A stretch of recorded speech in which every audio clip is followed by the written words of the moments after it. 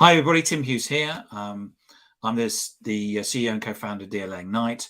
I'm here with Ruth Pearce, and we're going to talk about character strength. Now, when we set this up, we did say it was going to be in a post-pandemic world, but we're still not. We're still. I think certainly from where I sit in the UK, there's still a. We're not quite so locked down, but there is an element of behavior modification.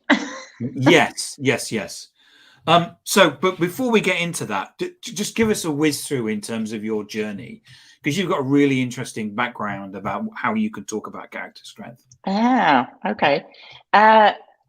Yeah, well, how long have you got, Tim? Because my journey can be like 30 seconds or, 3 hours, depending on what we're focusing on.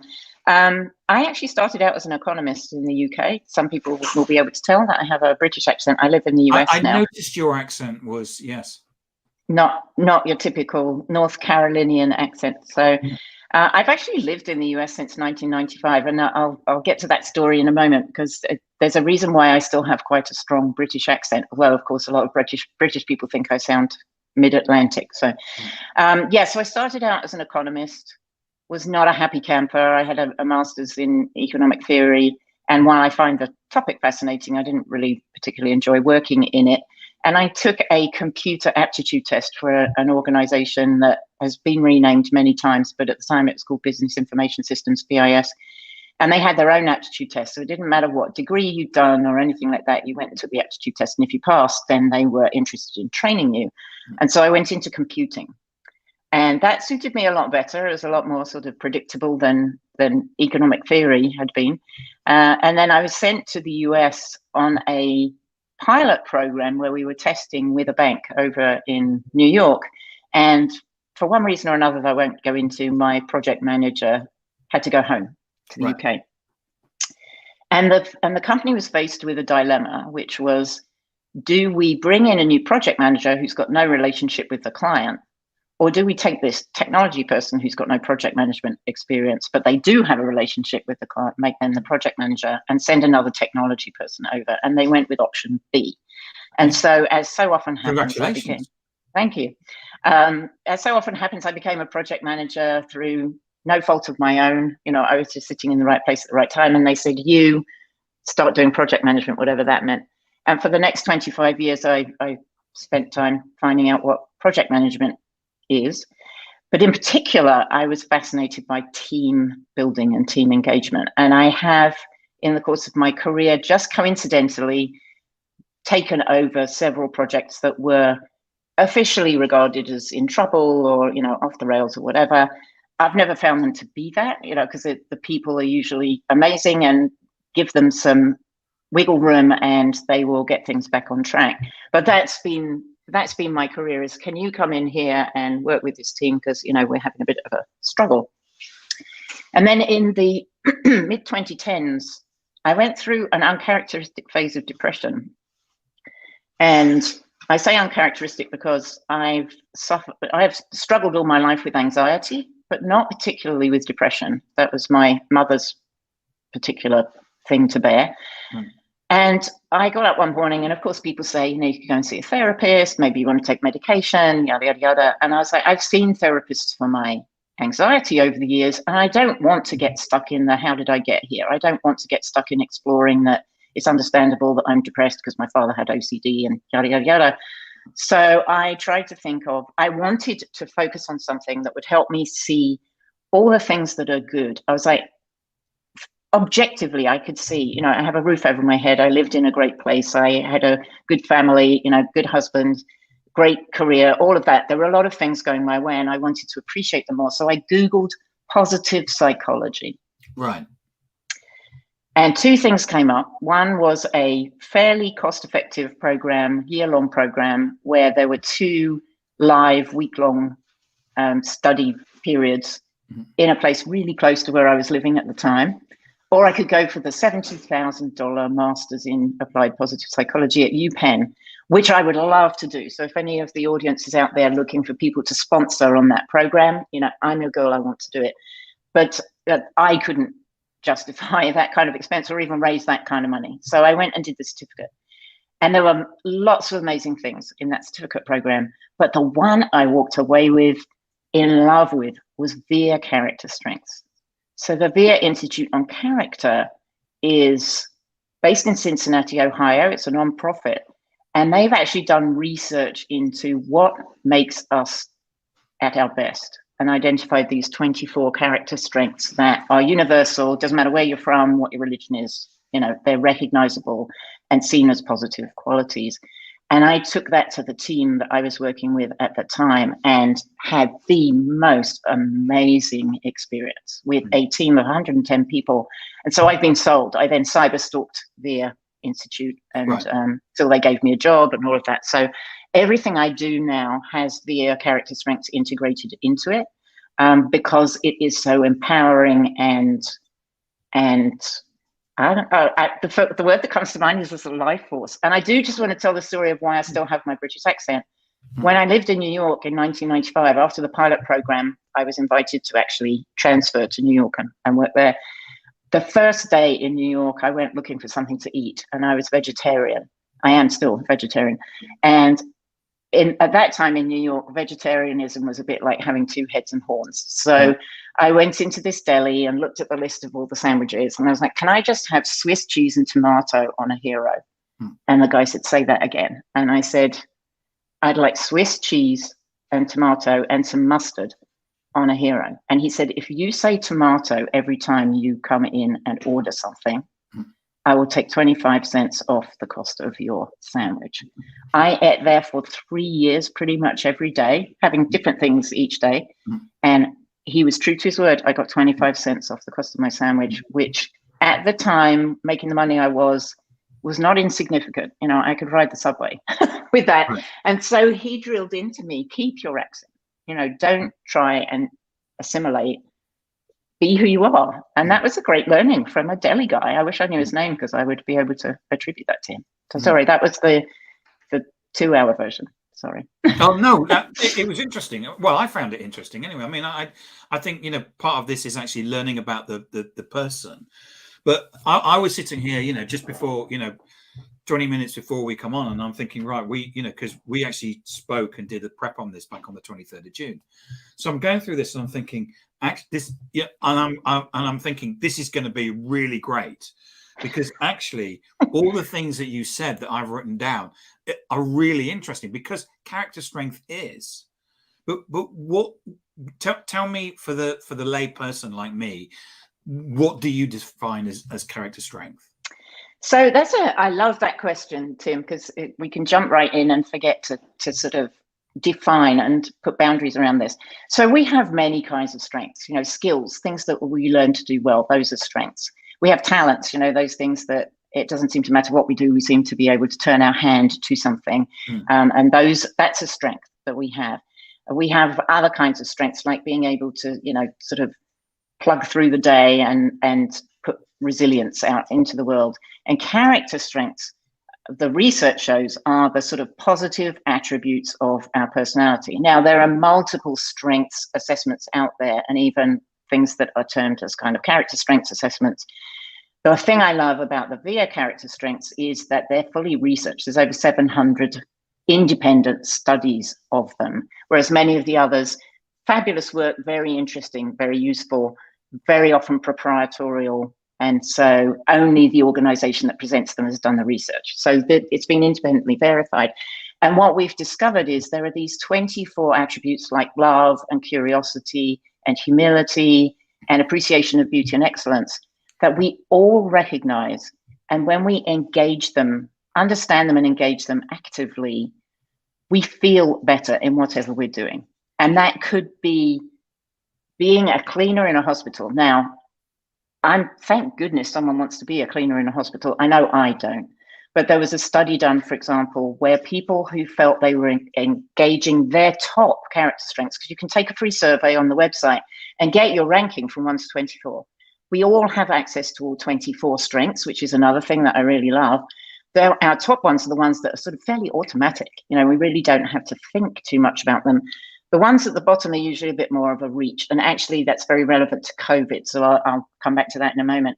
But there was this study done of hospital workers, and the hospital workers who felt that they were engaging their top strengths as cleaners of the hospital felt like part of the care team. Right. Because they were the ones that were exhibiting kindness and curiosity about the patients. They were very often the only person that the patient saw regularly, frequently, and multiple days in a row, because nurses and doctors would come and go off shift. And so they would build relationships with the patients and build some continuity. And then the ones who were not really engaging their character strengths, maybe their character strengths were, something entirely different. They saw it as just a job. I have to come to work in order to earn the money to put food on the table, and so there was a big distinction between those people in a job that many of us would be like, I don't want to mop up blood and other things. So, and that to me is really, really important, because the message that I took from that, and from the many other studies I've looked at since, is that whatever we're doing, we can put ourselves in a position to be the best of ourselves in that moment, even if it's a really crappy moment. Excuse my French. So, and that might bring us back to COVID, I think, Tim. Right. Okay. So one of the things that we talked about previously was about how character strength gave engagement in the workplace. It brings teams to work together. It gives mindfulness. So how does that all work? Because that's just words.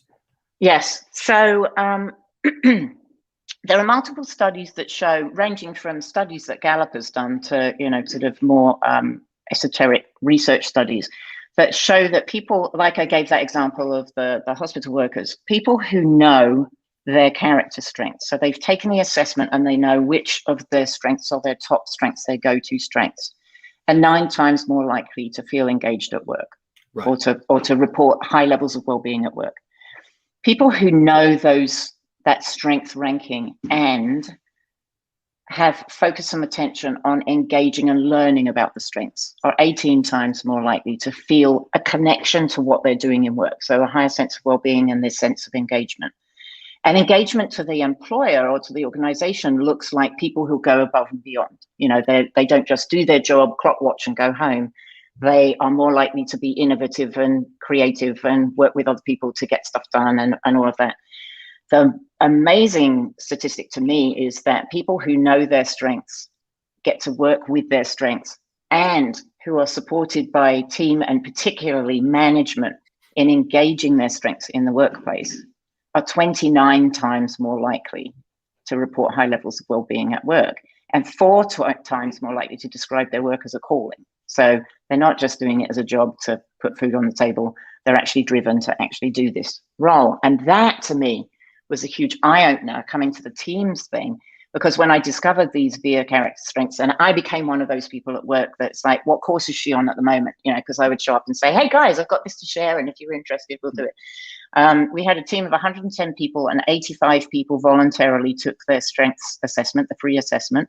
And then we explored, what does that mean? What strengths show up that lots of people share these top strengths in the team. Which ones were more rare? Out of 110 people, we had one person who had a top 5 strength of humor. Right. Now, can you imagine being that person? It's like you tell a joke, no one gets it. You're trying to be playful, people think you're being silly. They don't appreciate what you're trying to do. And so having that awareness changed the dynamic of the team, because we could make space for these strengths that were a little more unusual. And we need a little bit of all of them. So it helped to build this sort of team camaraderie and an appreciation for one another that helped people work more effectively together, because they started seeing some of the most annoying qualities we started to realize were their top strengths, maybe used inappropriately or used in a way that we didn't recognize. And that when we could talk this language of, oh, you know what, they're very high in gratitude. There was this one guy he was always saying, I know things are miserable and it's really hard at the moment, but we really should be grateful. It could be a lot worse. And people would get to the point, they wanted to smack him around the head, because it's like, their day's been horrible. But then he came up with this idea, Mondays were a tough day. People didn't want to, it was like being back in school. People didn't want to come into the office.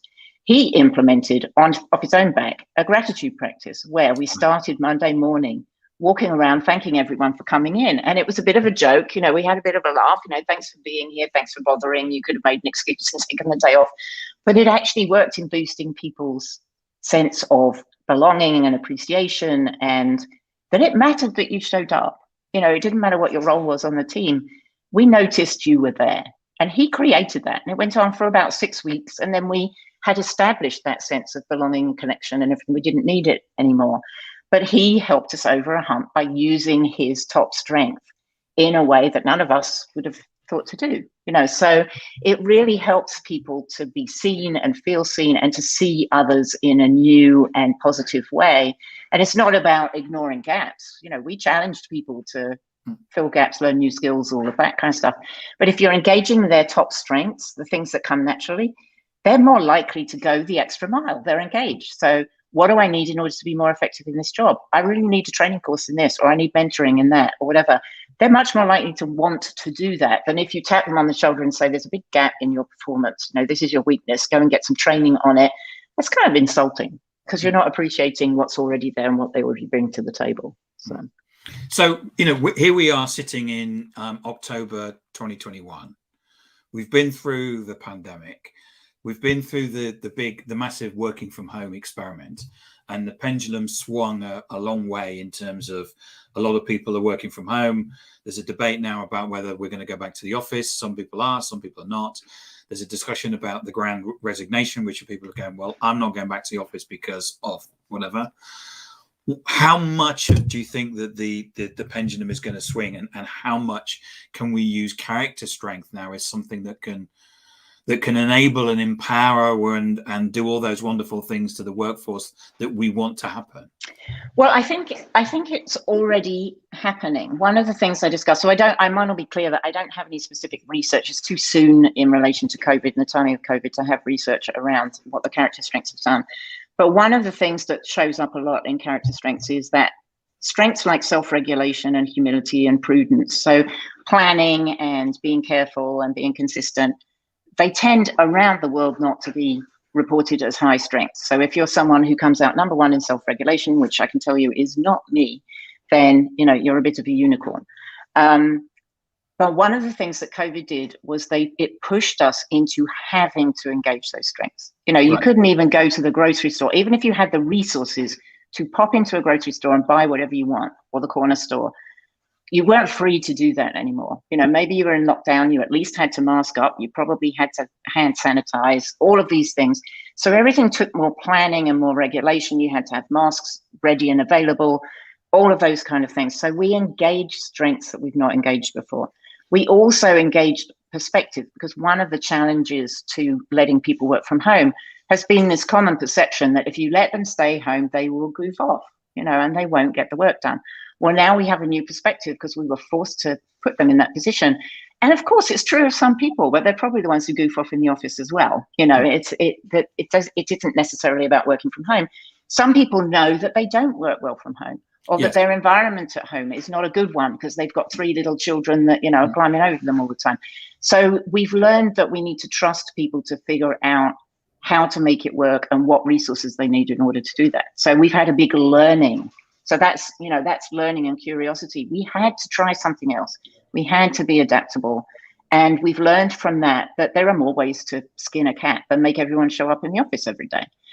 So I think what we're going to see is a rapid change in what was probably already, people were moving towards, I can work from home, or maybe I work from home 2 days a week. I can live in this more remote place. We've seen in the US that people have moved out of the cities during COVID because now they can work remotely and stuff like that. So I think we're going to see a continuation of that as people find the balance. Where is the balance? I have colleagues who have to go into the office because the kind of work they do is white glove, hands on. Client expects to be across the table from them. So they need to do a certain amount of that. Maybe that will change over time. Maybe it'll be seen to be white glove to be, on a high quality video call. I don't know.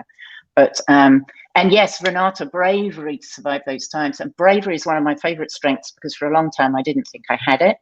And, and then, because I'm so anxious, you see, so I was like, you can't be anxious and brave. Well, it turns out you can, and you actually have to be brave, because bravery is being uncomfortable and doing it anyway. So we've gone through and are still going through an extremely uncomfortable period. I happen to know that Renata's in Brazil. Whatever has happened in Europe and America, Brazil has been 10 times as challenging. And yeah, that bravery to keep going. The conversations I've had with people where it's like, I just want to curl up and pull the covers over my head, but they don't. They do it for their children. They do it because it's important to keep going, whatever it is.